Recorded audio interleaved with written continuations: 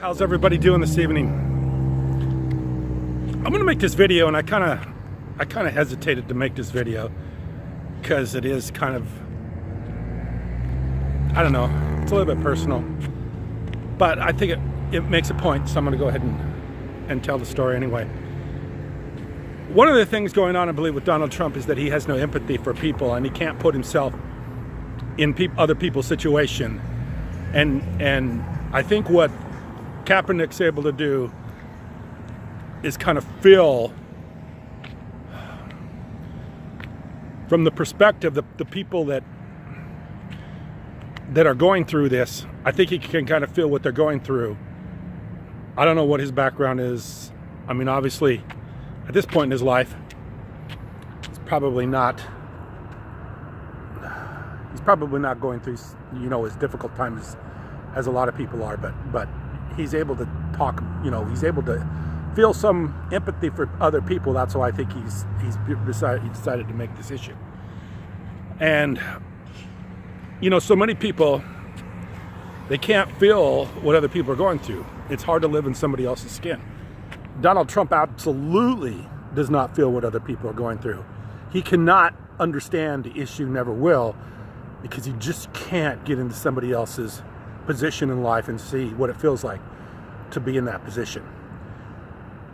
I'm going to talk about a thing that happened to me when I was a kid. And what I'm going to say first is when I made a video not too long ago, probably one of the better videos I made, was about the shooting of Terrence Crutcher, and how I was very, very disturbed by that video. And I got a lot of comments on it, and a lot of people said I was acting.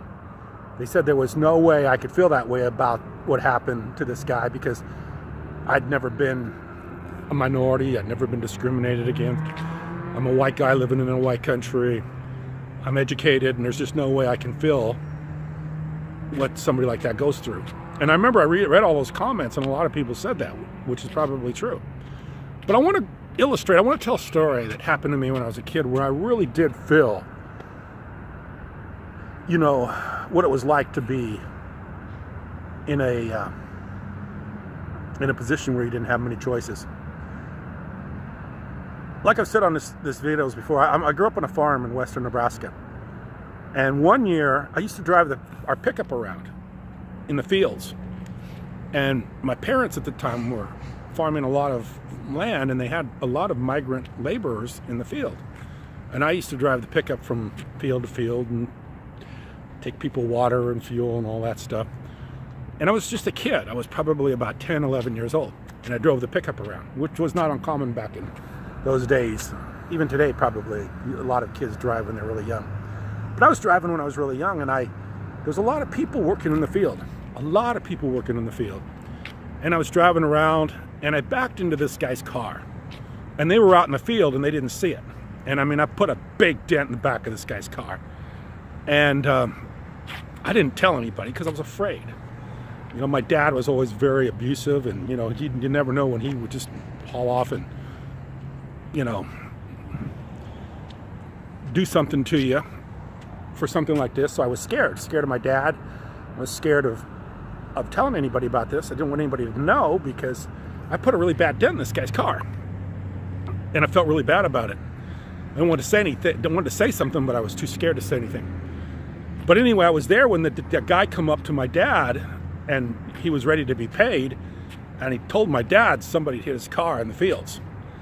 And of course my dad denied it right away, and I was listening to this.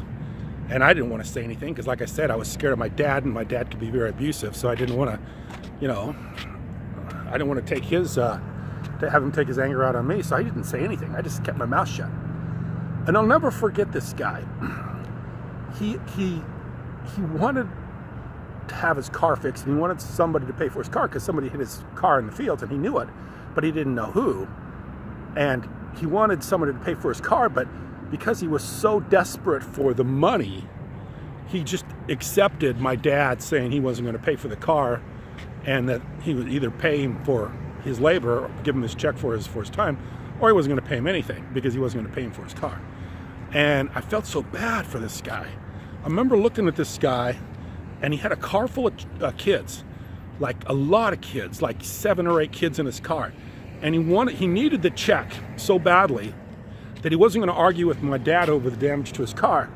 So he just kind of hung his head down and said, "Yes, sir, I'll go ahead and just accept the check.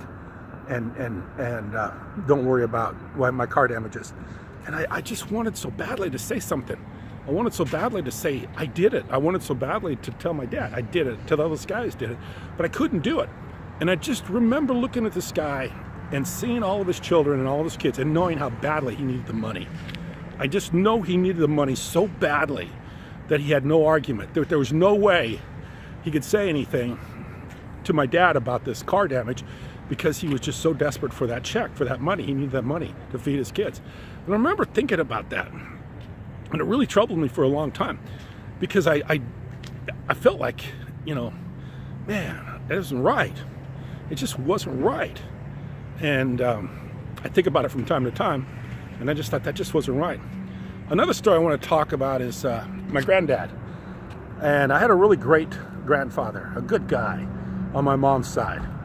And I kind of hope someday, maybe someday, to see him again, because he was just a great guy.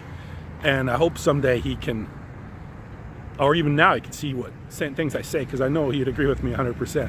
Because he was just like me. He always had a compassion for other people. He wasn't never a guy that thought about himself first. He always thought of other people first ahead of himself. And not that I'm like that, or not that I could even be close to that, but he was just that kind of guy. And I remember him telling me a story about during the Depression, and he said that a guy that had a lot of land in that area, there was a lot of water coming down the river, and he owned some land, and there was some debris that was stuck out in the middle of the river, and it was backing the water up onto his land, and it was starting to create some erosion on his land. And there were a lot of guys standing around that were working for him, and it was really tough to get a job at that time. So everybody tried to do everything they could to keep their job. So he looked at one of those guys and he told the guy, "Hey, swim out there in the middle of that river and pull that debris out so it doesn't flood my land anymore." And the first guy he looked at said, "I'm not going to do it. That's too dangerous." And the guy said, "If you're not going to do it, then I'm going to get the next guy and I'm going to fire you." So the next guy, he said, "Would you go out there and do that?" And the guy swam out in the middle of the river and drowned. And my grandfather was standing there and watched this whole thing, and he said he never will forget it. That the guys were also scared, but they were desperate for money, that they swam out, in the middle of a raging river, to pull some debris out of the water to keep this guy's land from getting flooded, and lost a life. And nobody, it was back in the days, nobody got compensated, or there wasn't any lawsuits for anything like that. That's just the way it was. So people sometimes don't care about other people. And I think Donald Trump's the kind of guy who doesn't care about other people. He never puts himself in another person's situation. And stories like what I just told you, he probably never experienced. He just is used to using people, used to taking advantage of people, used to thinking that he's better than other people.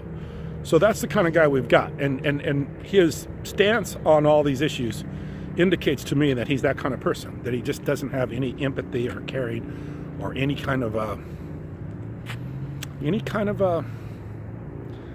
don't know what the word would be. He'll be any kind of any sense of care for another human being. It's very sad, very sad. So anyway, I appreciate you watching. Thank you very much.